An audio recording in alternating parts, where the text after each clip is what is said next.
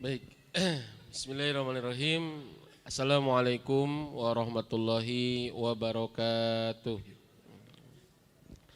Alhamdulillahilladzi an'ama alaina bi ni'matil imani wal islam. Asyhadu an la ilaha illallah wahdahu la syarikalah wa asyhadu anna Muhammadan abduhu wa rasuluhul ladzi la nabiyya wa la rasula ba'dah amma ba'du.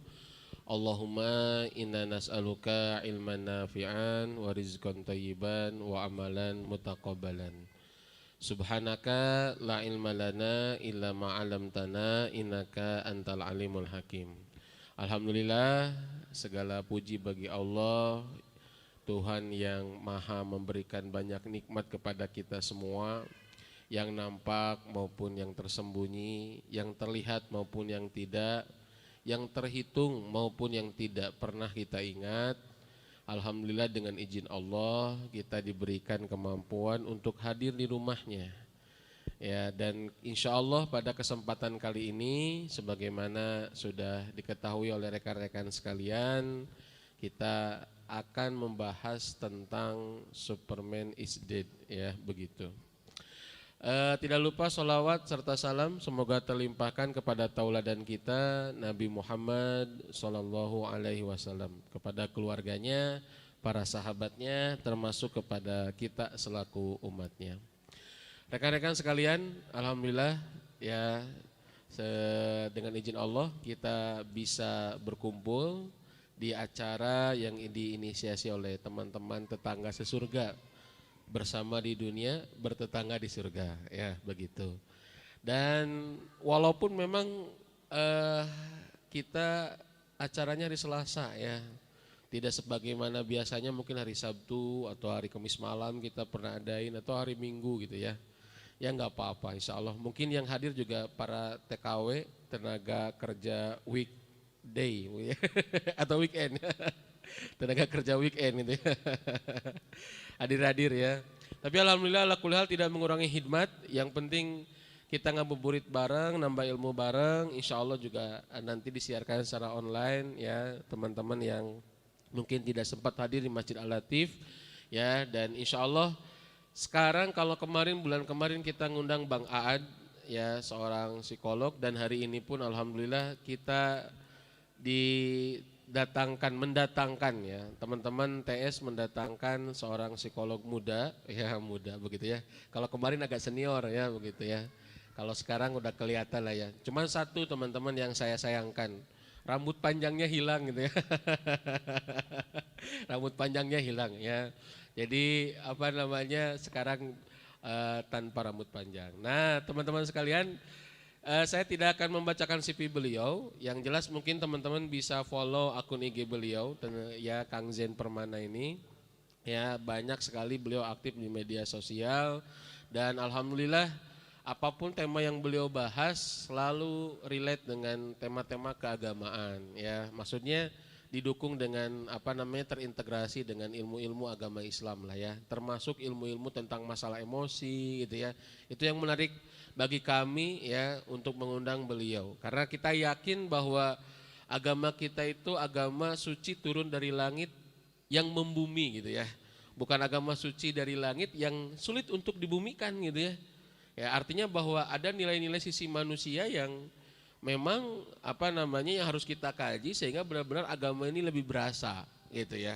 Dan itu kita harus yakin ya teman-teman sekalian. Cuman kadangkala ilmu kita ya tentang manusia, tentang jiwa terbatas, sehingga kadangkala agama kita di satu sisi ya, kemudian ya sifat manusiawi kita di sisi yang lain gitu ya.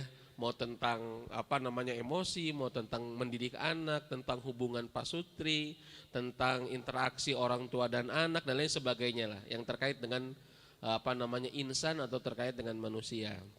Nah alhamdulillah insya Allah nanti kita akan membahas lebih dalam terutama tentang keayahan ya, tentang keayahan, dan insya Allah kita akan dapat ilmu kali ini kurang lebih 30 atau 40 menit ya, karena kita harus persiapan juga sholat atau berbuka saum ya.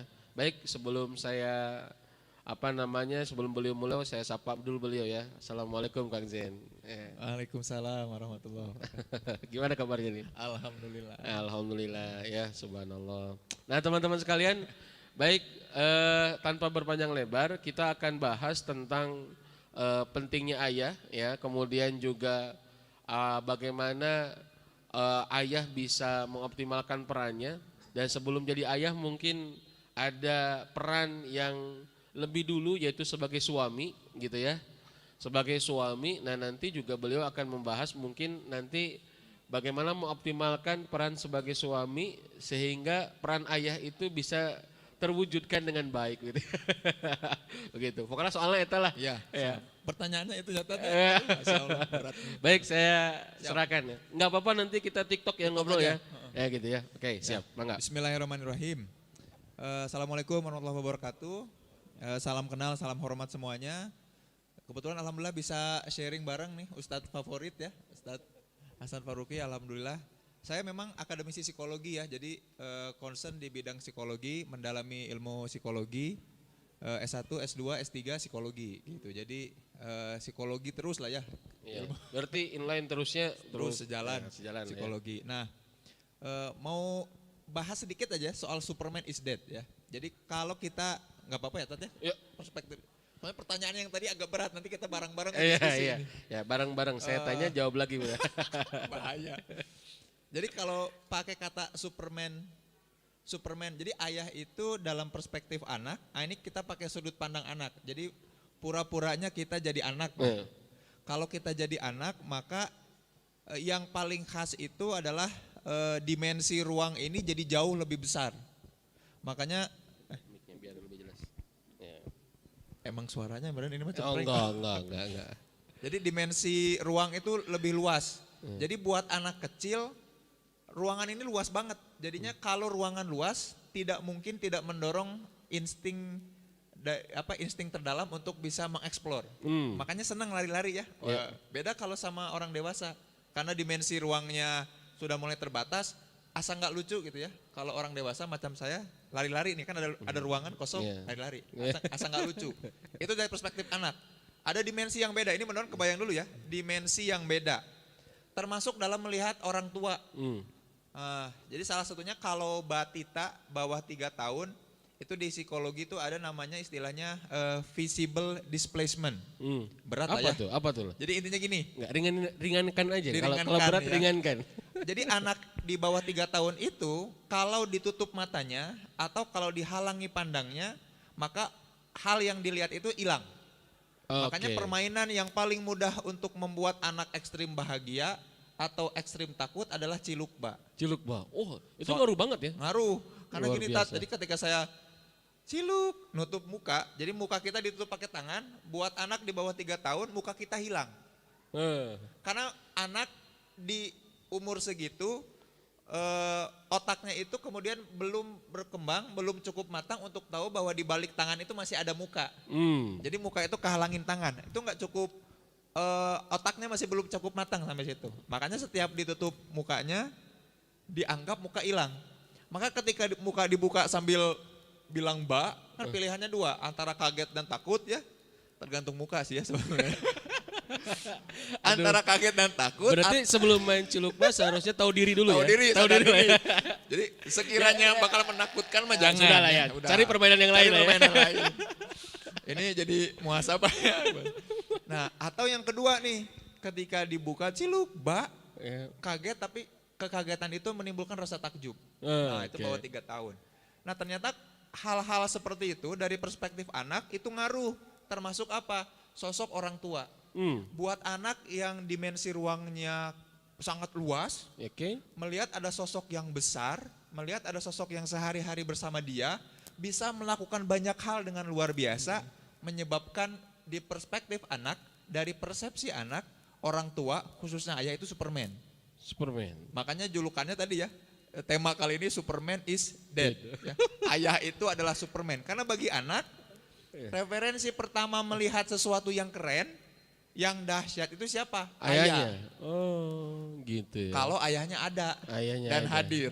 Kalau enggak, tetangga, ayah temennya gitu ya. Tapi itu poinnya ya, mudah-mudahan ini kebayang dari perspektif anak. Iya. Nah pertanyaannya justru nanti aku nanya justru ke Ustadz ya. Ustadz, apakah Kan saya hostnya. hostnya.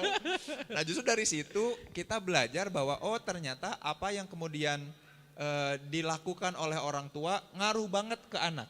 Jadi buat anak tuh aku pengen segede itu badannya supaya bisa nyampe ke sini, supaya di anak tuh pikirannya itu pengen cepet-cepet gede, beda sama kita ya. Betul dan itu Pengen budak deui. Urang mah yang balik deui nya. Nah, ada kaduhung jeung nu ayeuna gitu. Coba lamun baheula ngora deui cenah nya. Aduh tahu gini mah ya. Nah, ini sebentar Kang Jin. Pantesan ya saya baru paham sekarang. Anak saya selalu minta itu nanya usia. Jadi sekarang usianya 5 tahun 7 bulan, nah ya 5 tahun 7 bulan. Jadi teman-teman sekalian, saya punya anak ketiga ya, itu 5 tahun 7 bulan. Jadi kalau ditanya, kalau nanya, Aju berapa tahun? Jadi kalau disebutkan 5 tahun lebih, itu nggak mau dia. Pinginnya nggak mau, Aju nggak 5 tahun lebih. Gitu ya. Iya 6 tahun kurang, alhamdulillah. Jadi kalau disebut 6 tahun kurang dia semangat. Tapi kalau disebut 5 tahun lebih dia nggak mau. Karena dia pingin cepat gede. Ya. Oh berarti itu ya faktor itu ya. Faktor itu makanya anak-anak umur 4 tahun pengen disebut 7 tahun. Jadi memang jadinya paradoks ya, kebalik. Beda. Kalau kita udah kecil, tua, anak-anak kecil pengen lebih tua. Yang sudah tua, yang sudah tukang ngaku. Iya, sudah kamu muda ini 20-an. 20-an. Seumur ya, ya kita kan 20 tahun. 20-an. 20-an. 15 tahun ke belakang. Jauh juga ya. Itu yang pertama Tat. Jadi perspektif anak dalam melihat orang tua. Itu satu. Nah, yang kedua yang mau di-share gini. Oh, kalau gitu berarti seberapa ngaruh orang tua terhadap anak. Nah, saya mau share penelitian yang udah dari dulu tapi sampai sekarang kalau direplikasi atau diulang penelitiannya masih valid hasilnya sama. Oke. Jadi kalau para orang tua mikir bahwa kecerdasan anak itu diturunkan dari ayah, salah. Jadi kalau ada satu pemahaman gitu ya. Misalkan ayah harus pinter, sekolah yang tinggi, karena supaya anaknya jadi pintar juga, itu salah. Oke. Jadi pewarisan genetik, kromosom, informasi DNA yang kemudian ada kaitannya sama intelijensi, kecerdasan, itu 100% diturunkan dari ibu. 100% dari ibu. Wow. Jadi kalau anak pengen tinggi, putih, cakep atau cantik, dari bapaknya bukan dari ibu. Kebalik secara jasad? Iya, jadi kalau secara fisik dari bapak tapi 50%. Jadi kalau pengen anak punya privilege good looking, itu dapatnya bukan dari ibu, tapi dari bapak. Tapi sayangnya kita suka diuji sama Allah gitu ya. Laki-laki melihat fisik, bukan melihat kecerdasan. Padahal yang diturunkan dari ibu ke anak itu bukan fisiknya. Oke. Sementara perempuan nggak ngelihat apa-apa, yang penting ada dan nerima aja. Padahal selalu baik. Subhanallah perempuan ya. Padahal justru secara fisik anaknya itu nanti dari laki-laki setengahnya. Gitu. Baik, ini hasil penelitiannya. Hasil penelitian. Ini anak saya juga. Oh gitu. Iya, anak saya juga. anak pertama. Dia selalu dulu ya, mungkin belum balik lah ya. Karena sekarang sudah balik, alhamdulillah agak mereda gitu ya. Dulu sebelum balik kelas 4, kelas 5 dia agak ngeluh. Ya, kenapa ya aku seperti si Abi gitu ya.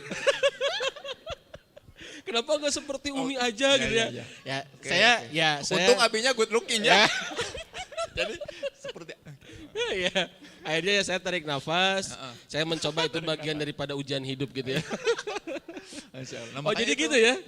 Subhanallah. Makanya tapi herannya sekarang tuh kan kebalik ya. Jadi hal yang kemudian jadi concern utama, ini hasil riset juga, hasil survei. Hal yang menjadi concern utama para akhwat itu penampilan. Oh gitu? Iya kan? Coba aja cek, makanya ketika keluar rumah, saya pakai kerudung atau jilbab yang mana? Mau segitiga atau segi 4? Posisi alis simetris atau enggak? Kan gitu ya. Terus ini mau pakai make up yang bisa waterproof, anti air atau enggak? Kalau wudhu kan gitu. Concern utamanya gitu. Matching enggak antara kerudung, sepatu sama ya kan gitu, atasan bawahan. Kalau laki-laki kan gebrus aja, gebrus. Enggak mikirin itu. Nah, padahal sebetulnya yang nurun adalah intelijensinya, kecerdasan. Itulah kenapa pilihan utama Rasul ketika kemudian menikah lagi dan langsung dua ya sama Ibunda Saudah binti Jam'ah itu kan dengan Ibunda Aisyah itu karena salah satunya kecerdasan. goals utamanya adalah ingin punya pasangan yang kemudian akan bareng-bareng nih punya visi kurikulum, ngebangun kurikulum peradaban Islam kan gitu. Subhanallah. Kan mindsetnya ke situ. Nah, Superman tuh kayak gitu. Cuman masalahnya gini, Tan, ini masuk ke masalah. Data di Kota Bandung, perceraian di 2021 itu 40.000. 40.000. Artinya ada 40.000 pasangan yang bercerai. 40.000 pasangan. 40.000 pasangan. Berarti ada 80.000 orang. Oke. Berarti ada mertua dan orang tuanya 4. 80.000 kali 4. Berapa, Kang? Ada banyak orang yang terlukai, tersakiti rumah tangganya. Betul. Terluka rumah tangganya. Yang jadi korban bukan mereka. Bukan suaminya, bukan istrinya, bukan mertuanya, bukan ayahnya, bukan saling besan yang terlukai atau jadi korban. Yang jadi korban itu anak. Oke. Anak itu melihat sosok siapa berarti? Siapa yang kemudian jadi referensi Superman-nya itu? Nah, kalau di pengadilan agama sayangnya kalau data perceraian itu template. Jadi milih. Dan kebanyakan gugatan cerai, digugat cerai. Artinya yang menggugat itu istri. Ini temuan kami orang-orang psikologi jadinya heran. Oh, kalau gitu kayaknya nggak pas kalau Indonesia punya Kementerian Pemberdayaan Perempuan. Seharusnya Kementerian Pemberdayaan Laki-laki. Karena justru yang menggugat bahwa yang menggugat di rumah Cerai. tangga itu perempuan. Artinya kan perempuan menggugat kepemimpinan laki-laki ketika di rumah. Wah, Itu hampir itu bagus sih, Jul. 80% lebih. Perempuan menggugat. Perempuan menggugat. Qawwamah laki-laki. Iya. Wah, Luar biasa. Nah, laki-lakinya pada di mana? Dan ternyata kalau ditelusuri penyebab utama perceraian bukan finansial, apa tuh? perselingkuhan. Perselingkuhan. Yang pertama. Lucu banget perselingkuhan. Kenapa lucu? Karena ternyata disurvei lagi, diteliti lagi. Orang-orang yang berselingkuh tidak pernah dengan orang yang lebih baik daripada istrinya. Sebentar.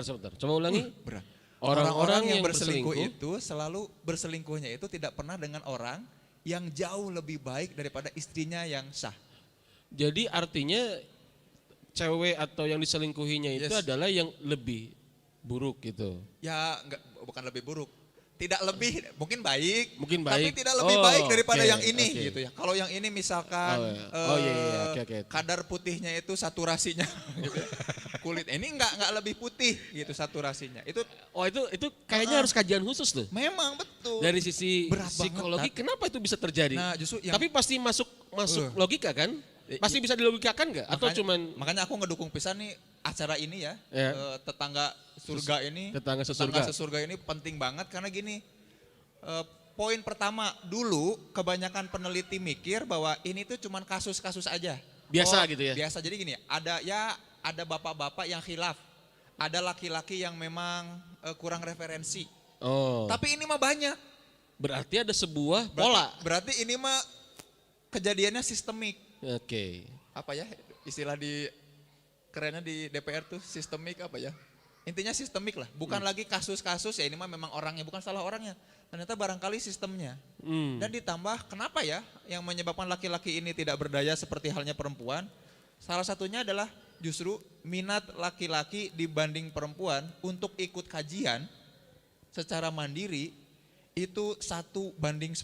Wow. Artinya hampir 10 kali lipat perempuan itu jauh lebih punya kecenderungan untuk mengkaji sesuatu daripada para ayah. Saking rajinnya, walaupun kajian ayah, Ahwat tetap hadir. Iya, ini kajian Superman is Dead yang hadir Hadir Ahwat. Bahkan Masya hampir Allah. setengahnya. hampir setengahnya. Enggak tahu cari referensi buat suaminya gitu Oh. ya. Biar nanti lebih enak ngomongnya gitu. Nah makanya ini tetangga sesurga ini, apalagi tema ini penting. Jadi ini para jamaah yang laki-laki, saya lagi concern banget soal itu, Ustaz. Jadi Wah, luar biasa. Sip. ini tuh ada apa para laki-laki ya? Iya. Soalnya kalau kita lihat para petinggi-petinggi negara, para pejabat, atau di antara kita aja, pasti kita akan kenal orang yang kemudian rumah tangganya nggak baik-baik aja, yang disebabkan oleh suaminya berselingkuh atau melakukan sesuatu gitu. Nah itu yang Subhanallah. Superman is Dead. Jadi kita balik lagi ke perspektif anak. Coba bayangkan anak melihat pas Cilukba itu sosok ayah yang tidak ada, kan ngenes ya. Loh, Dapat datang dari mana gitu. Walaupun memang ya gitu tadi ya. Kecerdasan datang dari ibu, tapi emang ngaruhnya ayah ke anak apa? Selain fisik, ternyata yang kuat yang dibangun dari ayah itu adalah karakter. kebiasaan, sifat atau watak. Aduh, Walaupun berat, lebih sering main sama ibunya, Aduh. terus ngasuh sama ibunya, Iya. tapi karakter mengadopsinya dari ayah. Alah, Jadi jangan pikir kalau udahlah ada mainnya seringnya sama Aduh, ibunya, ya nggak gitu. pantesan budak ngelonyeng wae nya. Soalnya tiba pana. Aduh ya Allah. gitu. Pantesan ya subhanallah kejawab sekarang Mbak Memang ya. betul. Ya saya ingat sebuah hadis Kang. Ya saya tambahin dulu dikit nih.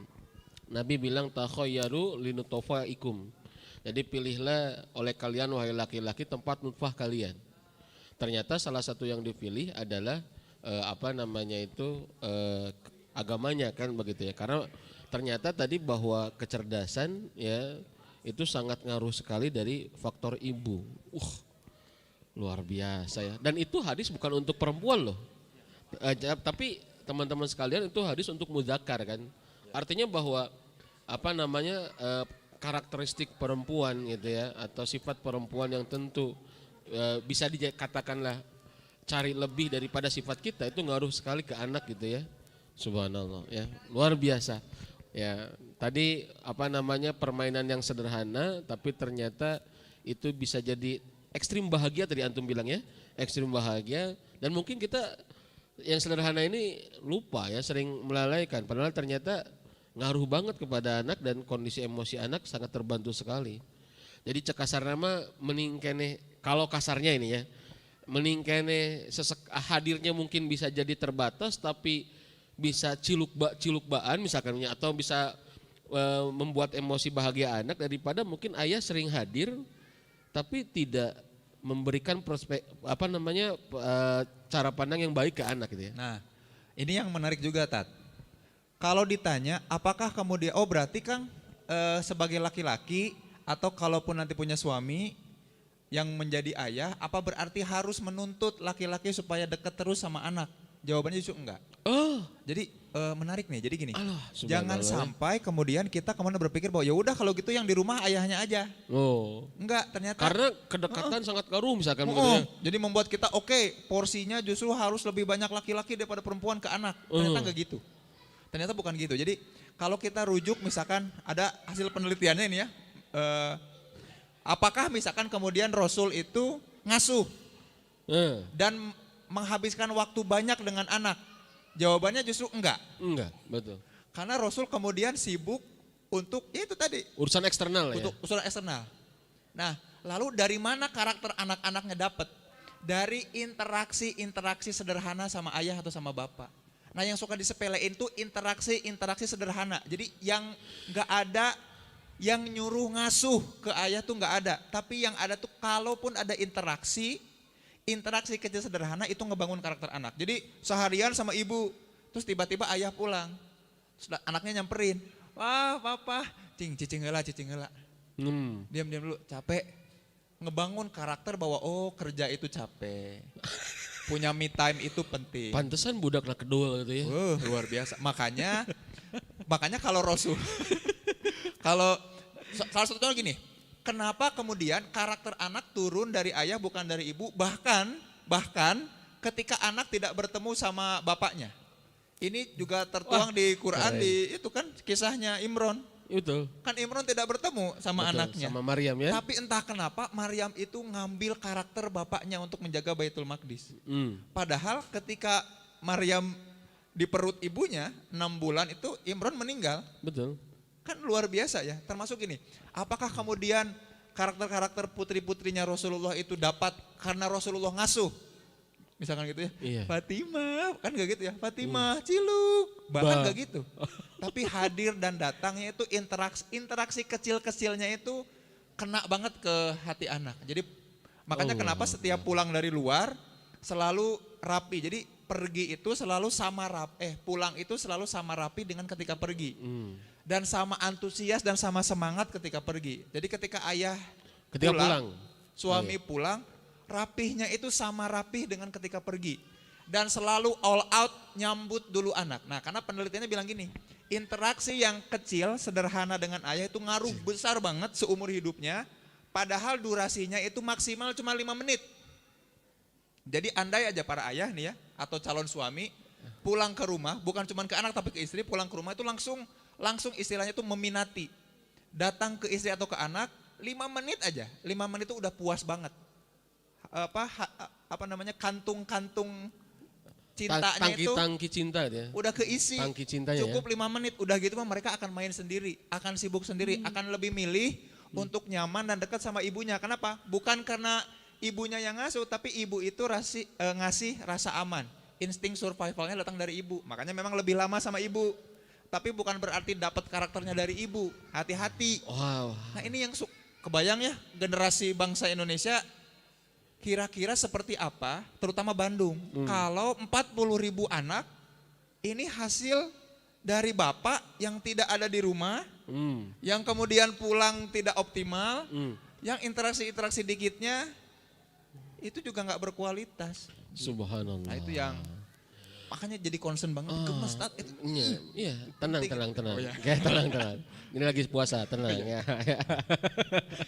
Makanya itu kenapa teman-teman tetangga sesurga hadir. Begitu Kang Zen. Ya, mudah-mudahan kehadiran kita ya bisa menginspirasi justru membangun peradaban dari rumah atau membangun kebaikan dari rumah. Ternyata banyak amalan-amalan yang di rumah ternyata ngefek kepada kehidupan seseorang gitu ya, terutama dalam hidup keberagamaan. Karena mungkin bisa jadi, mohon maaf, si orang tuanya misalkan soleh sendiri gitu ya, sehingga lupa bagaimana cara mewariskan kebaikan kepada anak. Padahal tadi interaksi kecil sederhana gitu ya, itu ngefek banget. Tapi sering sekali ayah-ayah, mohon maaf, ya termasuk saya dulu ya, melalaikan hal itu gitu ya. Hatta menyempatkan dengan anak main 7 menit misalkan begitu ya, karena tidak tahu bahwa itu ngefek ya nggak dilakuin gitu ya. Tapi ketika anak bermasalah lalu kita hadir. Ya itu pun untuk ngenasehatin, nyeramahin panjang kali lebar kali tinggi, ngeintegrasi anak, lalu memvonis anak Anda salah. Luar biasa. Nah di antaranya salah satunya itu Tat. Jadi contohnya gini, ini misal ya. Ada kemudian interaksi yang kemudian diteliti lebih lanjut. Contohnya kayak gini, ketika ayah lagi bekerja, misalkan lagi bekerjanya WFH, terus tiba-tiba anak mengganggu. Nah ketika anak datang, terus kita coba sesegera, kan respon cepatnya adalah menyingkirkan buru-buru ya. Bentar ya, ini papa lagi kerja, kesana dulu ya. Jadi menyingkirkan, walaupun kalimatnya lembut, itu ngebangun karakter, bahwa dia disturbing, ngeganggu, dan kegiatan dan kehadiran dia pada saat itu tidak diinginkan. Walaupun lembut loh ya, walaupun lembut. Nah, punten ya, ini bapak lagi ngezoom, ya nggak enak, kamu kelihatan kepalanya, cingkadi tuh lah gitu ya. Sambil didegungkeun apalagi ya. Coba kesana dulu. Mau pakai kaki lagi, astagfirullah ya. Aduh, salah. Jadi walaupun lembut dan caranya halus, tapi responnya gitu, maka di persepsi anak tadi, ingat, persepsi anak loh ya, dimensi ruangnya luas dan menjadikan sesuatu itu lebih ekstrim. Maka aku pengganggu dan aku tidak diinginkan. Nah gitu. Maka yang penelitian ini ngajurin kayak gini, kalau tiap kali anak datang berarti kan dia penasaran. Oke. Kalau dia penasaran, dipenuhi dulu tangki penasarannya. Kenapa? Mau lihat papa lagi ngezoom, yuk duduk dulu di sini. Tuh ada ini. Papa lagi ngomongin ini, lagi rapat soal ini. Gimana? Seru enggak? Enggak seru. Dia yang memutuskan bahwa itu enggak seru. Kebayang ya? Dia yang memutuskan bahwa itu enggak seru dan dia pergi. Dia merasa diinginkan, merasa dilibatkan, merasa diterima, membangun karakter, dan dia akhirnya tahu ayahku sedang melakukan yang dia sukai, maka aku pun akan melakukan itu. Jadinya aku nggak akan keganggu. Beda kalau disingkirkan, bentar sana. Dia pun akan ngerasa berhak untuk dan marah kalau dia diganggu. Kan dia lagi main, tiba-tiba kita sok-sokan SKSD, pengen ngerasa deket ya. Anakku lagi apa? Loh, kok curang banget sih? Pas dia tadi lagi ngezoom, nggak boleh diganggu, aku lagi asik, kok diganggu? Nah itu yang, terus kalau marah, kita tuh bilang, kok anak nggak deket ya sama bapaknya? Wah parah nih, aku harus ngomong sama anak, dipanggil anak. Nah kesini, nah biasanya kalau udah mulai pemanggilan, ada area-area khusus di mana pembahasan terjadi, itu udah pasti ada yang salah sama hubungan ayah dan anak. Subhanallah, ya, luar biasa ya. Teman-teman sekalian, tentu hal-hal yang seperti ini ya mesti kita terutama khususnya bagi para ayah ya. Walaupun tadi kayaknya ibu-ibu juga harus mesti tahu ya. Ternyata interaksi nggak mesti harus Ya. nggak mesti harus harus all banyak. out gitu ngajarin anak, apalagi harus terus. Betul. Abi Yep. Abi tuh harus deket sama ayah, makanya ini gantiin popok anak nih. Nggak mesti gitu ya. Terus popoknya nggak rapi. Coba diterangkan biar. Tapi gini, kalau buat ahwat, buat ibu-ibu nggak apa-apa justru. Oh, Negur, mencereweti anak. oh iya. Kayak tadi ya, awas dulu, jangan dulu. Itu nggak apa-apa. Justru kebalik. Dalam perspektif anak, menegur, nyerewetin, nyarek gitu ya. Itu tuh tanda kehangatan. Mereka akan kehilangan kalau kita tiba-tiba nggak negur. Makanya kalau marah ke anak, Gitu buat yang ya. ahwat, mending diem. Itu paling pas. Paling pas. Misalkan nggak suka mereka lagi main lumpur di luar. Wah, Umi, lihat Umi. Umi, lihat Umi. Umi, iya deh ganti baju deh gitu. Kalau misalkan, malah makin nyaman mainnya. Gitu. Kebalik. Oh jadi Justru kalau buat ahwat, kadang anak makin nyaman nih kalau anak dicerewet. makin nyaman. Oh, Justru makanya makanya penting. anak-anak kalau di pesantren cepat pulang ketika ditanya, "Kenapa kamu pulang?" Rindu dengan cerewetan Umi Iya. ya, gitu ya. Tapi itu tidak ada hubungannya dan nggak ngaruh sama karakter anak. Oh, gitu ya. Jadi udah Umi mah cerewet marah-marah aja ke anak mah. Karena itu justru tanda hangat, tanda cinta. Ayah yang ngebangun karakter nggak boleh kayak gitu. Itu kalau cerewetnya ke anak tanda hangat, tanda cinta. Kalau cerewetnya ke anak mertuanya, itu tanda apa itu kira-kira? Tanda Ya. berarti suami harus ikut kajian, harus punya keterampilan mendengar. Oh, Masya Allah. Soalnya salahnya gini, yang kita tuh gini ya. Ini skill penting buat para ayah. Kita teh suka so pinter para ayah ya. Iya. Padahal yang harusnya pinter tuh ahwat, perempuan. So pinter, jadi kalau ahwat ngomong kita tuh kebawaannya pengen ngasih solusi. Kayak istri gitu saya. banget, gitu banget ya. Pak, dari pagi gini cucian banyak, terus pas pengen mau ngejemur ternyata hujan, ambilin lagi, belum harus disetrika. Wah panjang, seharian itu panjang. Saya ngobrol abis maghrib, terus saya bilang, langsung kan otak mikir solusi ya. Betul. Oke, kalau gitu mulai minggu depan kayaknya kita cari asisten rumah tangga. Asisten Ya. rumah tangga. Terus istri saya berdiri, jadi mama ngomong dari tadi anggapannya dianggap pembantu gitu. Jadi ternyata butuh cuma rewel doang. Jadi yang dibutuhkan sama perempuan itu didengarkan udah. Kadang nggak butuh solusi ya. Nggak butuh solusi. Itu penting tuh. Nah. Pak transfer pak, Pak transfer pak, gitu aja ya. Gitu aja. Pak transfer pak, gitu ya. Cuman cukup didengarkan. Cukup dengarkan. Nggak butuh solusi. Ya. Gitu. Paling tiba-tiba mobile banking aja diminta ya. Luar biasa. Mohon maaf ya. Ya, luar biasa. Ya, jadi ternyata keterampilan mendengarkan ini juga penting. Nah, Kang Zen, sejauh mana pengaruh kepada anak interaksi kita sebagai laki-laki terhadap istri nih? Ngaruh banget gak? Kalau tadi kan Ya, betul. langsung ya ayah ke anak atau kita ke anak langsung interaksi sederhana, kemudian tentang tadi penelitian tentang ternyata karakter dari ayah gitu ya, kecerdasan lebih banyak dari ibu. Nah sekarang ngaruh nggak Superman itu di hadapan anak itu ngaruh nggak ketika interaksi dengan istri gitu? Ya. Yang gini, yang paling sering dipertontonkan relasi antara suami dan istri adalah yang paling sering nih ya. Yang paling sering adalah istri selalu melakukan pelayanan sama suami. Kalau di rumah kan gitu ya. Oke. Misalkan suami lagi nonton, entah kenapa istri itu suka gatel. Mak-mak tuh awal tuh suka gatel. Masa nontonnya cuman gitu doang, sediain kopi. Oh, gitu. Jadi suka lincah gitu. Iya. Aduh, kayaknya nggak enak kopinya tanpa gorengan gitu. Ternyata minyak mahal, pakai yang lain kukus-kukusan. Anak-anak tuh melihat bahwa seorang ibu senantiasa defaultnya, dasarnya adalah melayani suami. Itu yang suka dipertontonkan ya. Tapi itu nggak bentuk karakter anak. Anak malah nggak jadi mau ngelayanin orang lain. Nah, si mama meni rajin nyapu ngepel, anak nggak jadi pengen nyapu ngepel. Tapi dibalik, kalau ayah yang melayani, ayah yang melakukan kerjaan dan terlihat sama anak, itu ngebangun karakter anak. Berarti lamun budak hayang rajin wasuwadah, kudu minang wasuwadah. Bapak-bapaknya. Bapak-bapaknya. Kalau anak pengen rajin, bapak harus kelihatan lagi cingogo nyese. Ya. Wah, benar. Bun, biar aku Biar yang saya. ngisi. Si teteh rek pulang gitu ya. Iya. Wah, gitu ya. Itu ngaruh. Coba aja. Kalau nggak percaya, coba aja. tiba-tiba anakku jadi ingin terlibat. Ngapain sih ya? Astagfirullah. Gitu. Kan beda, soalnya kan kelihatannya duduk ya, rebahan. Aduh ya Punten, Allah, kopi pantesan gitu ya. budak temager. Kak ambilin bahkan nyuruh ngambilin handphone ayah mah. Allahu Kebayang Akbar. nggak kalau bunda ini handphonenya, coba cek statusnya. Allahu Akbar. Itu kan melayani istri. Itu nggak Pantesan pernah budak dipertonton. nitahan wae ka indungna. Nah, Ningali bapak. budak nitahan ka indung. Betul. Ya, ternyata mungkin bisa jadi lihat dari ayahnya yang suka nyuruh, yang gampang ya, Ya, gampang betul. nyuruh ke bunda. Allahu Akbar. Terima kasih sudah mengingatkan dosa-dosa kami ya. Itu ngaruh banget, Iya, subhanallah. Jadi memang interaksi dengan istri itu akan dilihat oleh anak ya. Ya, gitu. betul. Termasuk tadi merintah ya, kurangi memerintah para ayah, biasakan minta tolong.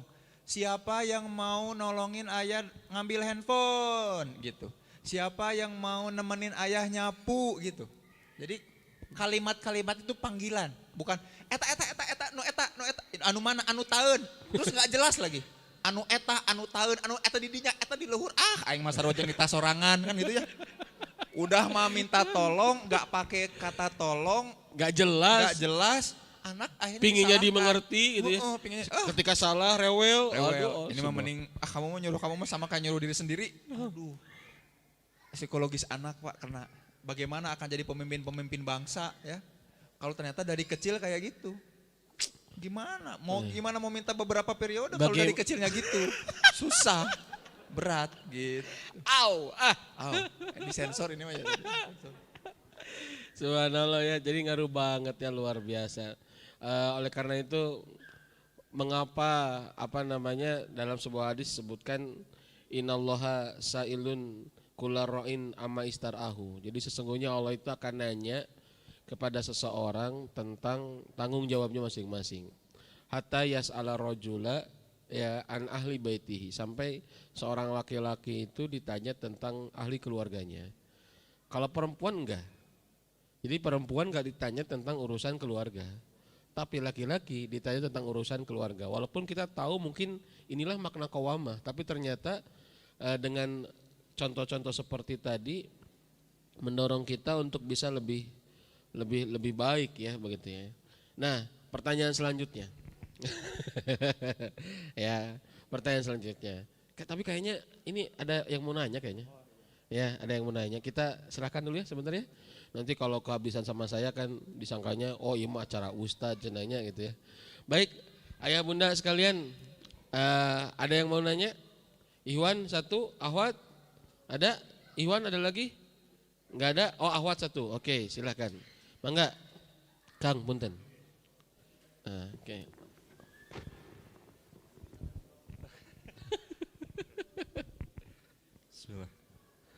Bismillahirrahmanirrahim. Assalamualaikum warahmatullahi wabarakatuh. Waalaikumsalam warahmatullahi Ustadz, perkenalkan nama saya Taufik.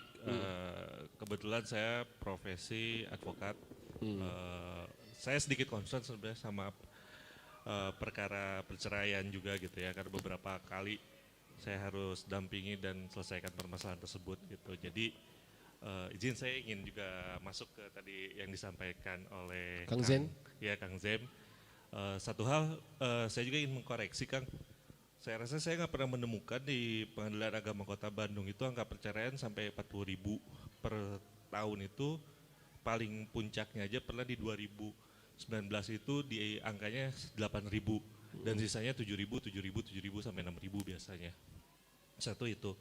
Kedua, permasalahan yang paling banyak Kang yang saya hadapi itu dari orang yang konsul dan minta pandangan kepada saya itu basically itu adalah komunikasi sebenarnya, bukan perselingkuhan. Bahkan perselingkuhan tuh hal yang sangat sedikit saya temukan gitu.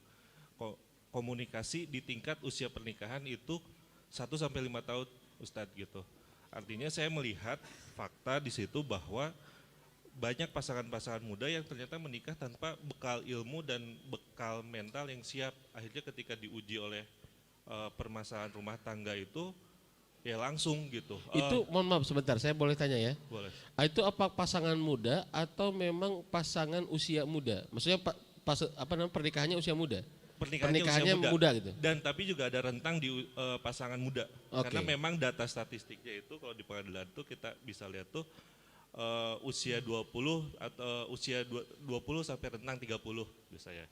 Dan di situ tuh angka tertingginya memang di usia-usia seperti itu. Oke. Jadi usia-usia yang paling banyak angka perceraiannya sebenarnya pada awal-awal itu. Nah, yang ingin saya pertanyakan itu sebenarnya bagaimana sih bekal komunikasi, terutama juga apakah juga harus mungkin juga saya meminta ke Ustadz sih pertanggungjawaban gitu bagaimana Minta pertanggungjawaban. Ustadz harus izin gitu Ustadz masukan mempersiapkan sekolah-sekolah pranikah yang lebih mumpuni gitu Ustadz. Oh iya, subhanallah. Karena jangan disalahkan nanti di saya terus gitu. Bagian kita yang beberes. Iya, betul, gitu betul. Ustadz. Izin Iya. seperti itu sih. Nggak apa-apa, beberes juga ada ke hartosnya, insya Allah.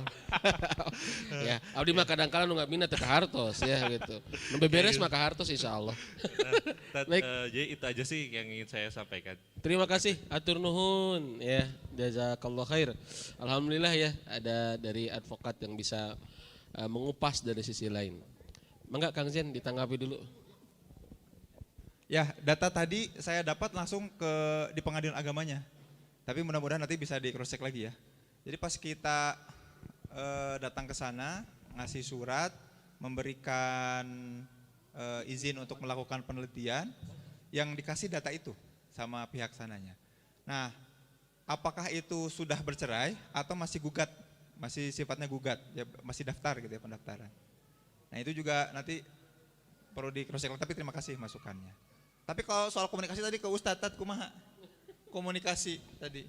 Tapi kalau temuan, yang justru kita dalami hasil sampling itu masuk memang ketika ditanya oleh si pengadilannya memang komunikasi. Tapi ketika ditelusuri, apakah berarti memang, soalnya gini, ketika betul ya pernikahannya tuh 1 sampai 5 berarti umur nikahnya itu baru kurang dari 5 tahun bercerai itu betul. Ketika ditanya memang komunikasi, ya betul. Tapi ketika ditelusuri lebih lanjut, ternyata kebanyakan juga memang ya sudah kenal sebelumnya dan jadi komunikasi itu sebenarnya sudah intens. Jadi komunikasinya frekuensinya banyak. Tapi menjadikan komunikasi sebagai sebab pernikahan kan jadi pertanyaan waktu itu ya. Makanya kita tanya lebih lanjut. Nah yang kita dapat justru itu. Data soal ternyata ada pihak ketiga yang disebabkan tadi komunikasinya nggak aman dan nggak lancar. Oke. Nah kalau kemudian dirunut jadi sebabnya lagi adalah bisa jadi sebelum nikahnya.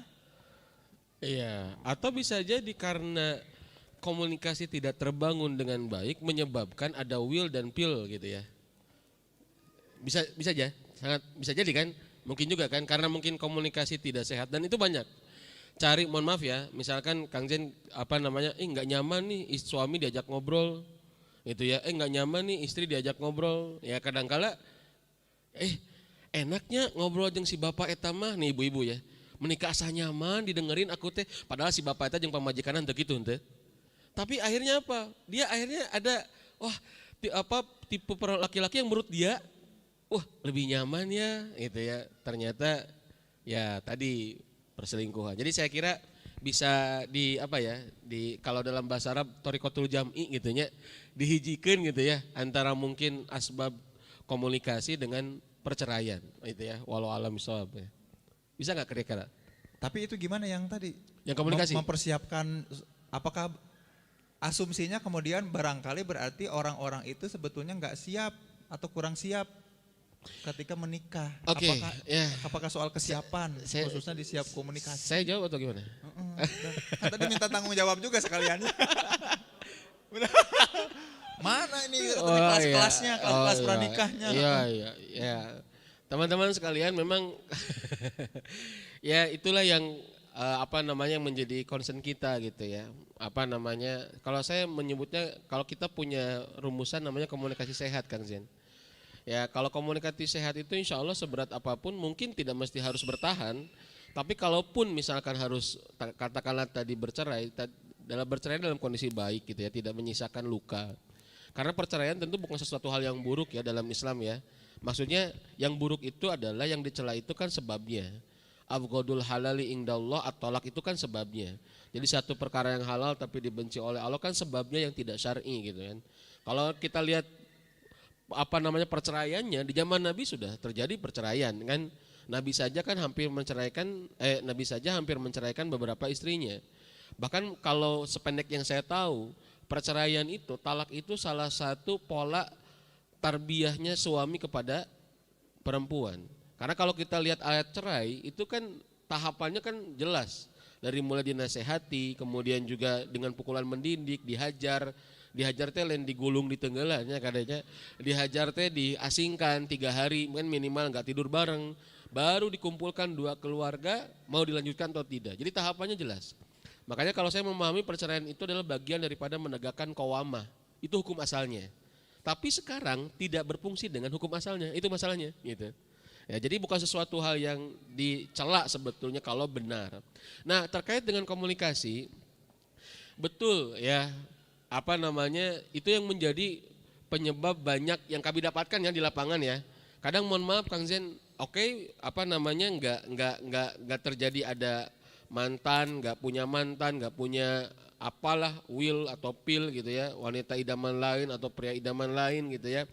Tapi komunikasi yang tidak sehat sering sekali membuat rumah tangga itu hambar gitu. Ya, karena tadi mungkin tidak bisa memahami antara fitrah laki-laki dengan fitrah perempuan. Akhirnya karena tidak bisa memahami, ya sulit berinteraksi, sulit berkomunikasi. Ya akhirnya ya banyaklah sesuatu hal yang sederhana menjadi besar, sesuatu yang sebenarnya ringan menjadi berat gara-gara tidak terkomunikasikan. Cuman memang ini masalahnya panjang ya kalau ngebahas komunikasi teman-teman sekalian. Itu juga jadi pembahasan yang cukup lama di kita gitu ya, bahkan harus diilmui lah. Menurut saya harus diilmui ya. Karena komunikasi bukan hanya terkait dengan ngobrol, ya bukan terkait dengan verbal, bahkan komunikasi terkait dengan mendengar. Sebagaimana Kang Zian tadi sebutkan, ya bahkan dengan mendengar itu banyak selesai semua urusan sebetulnya gitu kan. Tapi kadangkala ketidakmampuan kita untuk mendengar dengan baik terhadap pasangan itu membuat masalah makin runyam kan begitu. Dan ini contoh Nabi luar biasa. Nabi mah jangankan istrinya, Nabi mah musuhnya aja ngomong didengerin. Utbah bin Rabi'ah ngolok ke Nabi gitu kan ya. Utbah bin Rabi'ah, Muhammad kamu teh yang naon atuh dakwah teh. Ingin harta kami kasih harta yang banyak. Ingin kedudukan kami kasih kedudukan yang paling tinggi. Ingin perempuan kami cari yang paling cantik. Jikalau kamu merasa sakit kami cari tabib yang paling hebat. Eta Nabi Muhammad teman-teman sekalian jempe weh. Ya, didengerin tuh musuh. Ya subhanallah. Jadi luar biasa. Ya Nabi Musa idhab ila fir'auna pergilah kamu berdua wahai Harun dan Musa ya kepada Fir'aun qaulan layyina dengan perkataan yang lemah lembut. Kan istri kita enggak sejahat Fir'aun mungkin kan ya. Ya, tapi kadangkala wah luar biasa, kasarnya luar biasa. Jadi komunikasi sederhana. Bahkan ngobrol-ngobrol sederhana itu penting. Nabi 9 istri, pemimpin politik, ya jenderalnya di kalangan militer, kemudian juga coachnya para pebisnis, alimnya para ulama, tapi Aisyah mengatakan satu hari itu Nabi tiap sore ya bahkan sering sekali Nabi itu pagi-pagi itu mendatangi semua istrinya ya hanya ngecek semua istrinya dan berhenti di istrinya yang mendapatkan jatah malam itu. 9 istri coba masih sempat dengerin curhatan istri-istrinya ya, jadi luar biasa. Ini komunikasi kan teman, memang pembahasannya luas ya gitu ya tentang bab komunikasi ini ya. Saya kalau ada rumah tangga ayah bunda ya yang bertahan lebih daripada 25 tahun, saya suka tanya, atau lebih daripada 20 tahun saya suka tanya, bagaimana Bapak Ibu itu mendapatkan pola komunikasi yang sehat dengan pasangan. Dan itu luar biasa. Ya, ada yang menemukan setelah 5 tahun, ada yang menemukan setelah 3 tahun, ada yang menemukan setelah 7 tahun baru ketemu Ustaz ya. Bahwa lama rep pok gitu ya. Ya, ayeuna mah cenah rep pok gitu ya. Jadi rep jempe gitu ya, pamanyun pok patarik gitu ya. Ayeuna mah rep pok nu hiji jempe, nu hiji nyarios, nu hiji jempe gitu ya. Ya, jempenya lain nu hiji nyarios, nu hiji sare lain gitu ya. Gitu ya. Bukan iwatu iman ya. Jadi teman-teman sekalian saya kira ini penting, maka akang atau bapak ya dengan pertanyaan itu berarti mewajibkan diri sendiri untuk selalu hadir di acara tetangga sesurga ya. Ya, iya begitu karena akan dibahas insya Allah ya ini kan terkait peran Nah nanti kan kita undang beliau terkait dengan komunikasi nih gimana kan. Karena saya yakin ada hal-hal yang harus dibahas dari sisi psikologi gitu, harus dari sisi ilmu manusianya. Walau alam bisawab. Begitu ya Kang ya. Baik, yang kedua ya Ahwat silakan ada mic-nya. Mangga.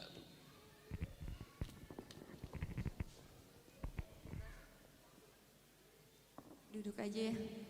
Bismillahirrahmanirrahim. Jadi saya pengen bertanya nih, gimana kalau sedari kecil seorang anak tidak mendapatkan sosok ayah atau mengalami perceraian dalam rumah tangga orang tuanya, itu karakter yang dibangun sampai dewasa itu bagaimana? Iya, silakan. Itu juga termasuk yang terjadi pada saya ya. Jadi saya juga orang tua termasuk yang bercerai, kehilangan sosok ayah ketika sangat kecil, ketika lumayan kecil. Jadi proses justru pengen masuk psikologi itu karena ngedevelop diri, oh ternyata berat juga ya. Ibu ngasuh sendirian gitu. Dan memang tapi betul, ngasuhnya ibu itu ngasih rasa tenang dan nyaman ya. Saya sendiri pas SMP SMA tuh kalau pulang terus abis nginep dari luar, terus ibu nggak marah tuh asa aneh gitu ya. Jadi, mah tuh mah ngambek atuh mah, jangan cuek gitu. Kadang-kadang pengen gitu dimarahin sama. Tapi sosok orang tua mau nggak mau nyari identitasnya lewat kelompok. Jadi terutama kalau masih anak-anak nggak begitu ngaruh ya. Nggak begitu ngaruh. Anak-anak maksudnya di bawah 10 tahun itu nggak begitu ngaruh. Mulai masuk belasan itu ada istilahnya namanya identity crisis. Jadi krisis identitas di mana seseorang itu butuh dapat identitas karena dia bergabung sama kelompok tertentu. Makanya itulah kenapa pas SMP SMA kita udah mulai punya geng. Ada geng rohis, geng kalau di kelas duduk di belakang, ada geng cantik ya, yang cantik-cantik ngumpul sama yang cantik, yang kutu buku para rinter duduk di depan, yang nggak punya teman dibully gitu ya. Itu ada gengnya masing-masing. Nah biasanya butuh sosoknya tuh di situ. Karena kemudian setidaknya kalau nggak dapat geng, nggak dapat kelompok tempat dia mengadopsi identitas, pulang ke rumah ayahnya tuh ngasih itu sebagai karakter gitu. Nah itu ngaruhnya di kehidupan tuh nanti di situ. Tapi sebelumnya itu ngaruh ke bagaimana dia meregulasi emosi. Meregulasi emosi itu gini, menjadikan apa yang dia pikir dan dia rasa untuk mencapai sama tujuan. Kalau kecil tuh kayak gitu. Makanya anak gampang ngamuk ya. Kalau nggak ada ayah itu tuh hal-hal yang kayak gitu penting. Tapi kalau untuk identitas nggak begitu ngaruh sampai dia umur 12 biasanya. 12 itu udah mulai ngegeng. Jadi udah tantrumnya anak itu ngaruh juga dengan kehadiran ayah. Kehadiran ayah tuh ngaruh di tantrum kan. Pemenuhan kebutuhan, seberapa bisa ayah memenuhi keinginannya, komunikasi yang dicontohkan sama ayah tuh bagus apa enggak. Tuh kan. Kan seringkali anak ngamuk itu karena dia kehilangan media untuk komunikasi kan. Pengen itu tapi aku nggak tahu ngomongnya apa. Jadi mengungkapkan gitu kan. Kalau ayahnya terbiasa berkomunikasi, ngasih karakter, ayahnya dari ayah loh, bukan dari ibu. Ayahnya ngasih karakter mau apa, mau yang mana, mau ngapain, dan tahu mau itu, oh lagi sedih, lagi seneng, dia emosinya tuh bisa dia regulasi. Artinya apa? Emosi yang dia punya bisa dikelola gitu ya. Bisa dikelola dan diarahkan ke tujuan tertentu. Itu enak banget. Di anak. Makanya kadang ada anak yang suka kita pikir nyebelin, bukan karena anaknya yang nyebelin, dia belum mampu meregulasi emosinya gitu. Belum mampu meregulasi emosinya. Pertanyaan selanjutnya adalah bagaimana cara kita jadi ayah atau jadi bunda membantu anak untuk meregulasi emosinya sendiri. Tapi kayaknya jawabannya panjang ya. Kang Aat aja Bang Aat. Enggak ya. Senior. Ya insya Allah ya. Insya Allah. Tetangga sesurga berikutnya. Baik, ya mungkin sudah terjawab ya, insya Allah ya. Mudah-mudahan bisa ini. Baik, Kang Zen, sebelum saya tutup mungkin silakan untuk bisa memberikan. Jadi concern utama saya terutama dari keluarga ya, dan ngajak para ayah sebanyak-banyaknya, karena ketika mau nggak mau ya, karena kalau kajian pun porsi laki-laki biasanya sebagai peserta sedikit. Itu juga yang pengen ngedorong gimana ya caranya punya bestie nih. Laki-laki juga pengen punya bestie ya, nggak cuma ahwat-ahwat aja untuk sama-sama. Karena barangkali ini udah sistemik nih, ada kerangka berpikir yang kemudian ditularkan secara sistem di sosial masyarakat kita yang menyebabkan laki-laki kayaknya kurang berdaya dan kurang apa ya?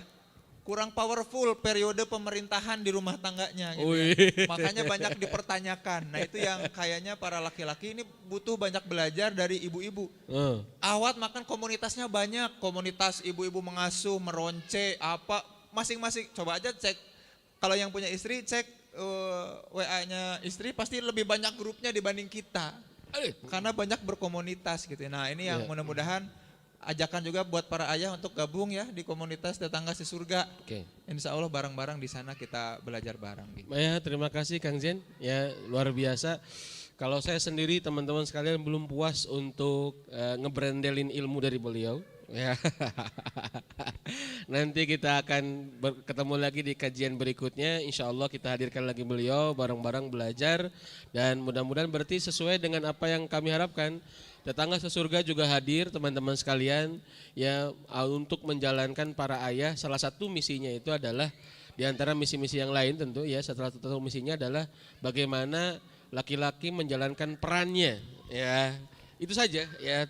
Laki-laki menjalankan perannya baik sebagai anak, sebagai suami, sebagai ayah ya. Dan insya Allah ini teman-teman sekalian setiap hari Selasa di bulan Ramadan kali ini ya, insya Allah pekan depan kita akan ketemu dengan Bang Aad, pekan selanjutnya kita akan ketemu dengan guru kita juga Ustadz Maman Surahman LCMA ya, masih tentang keayahan.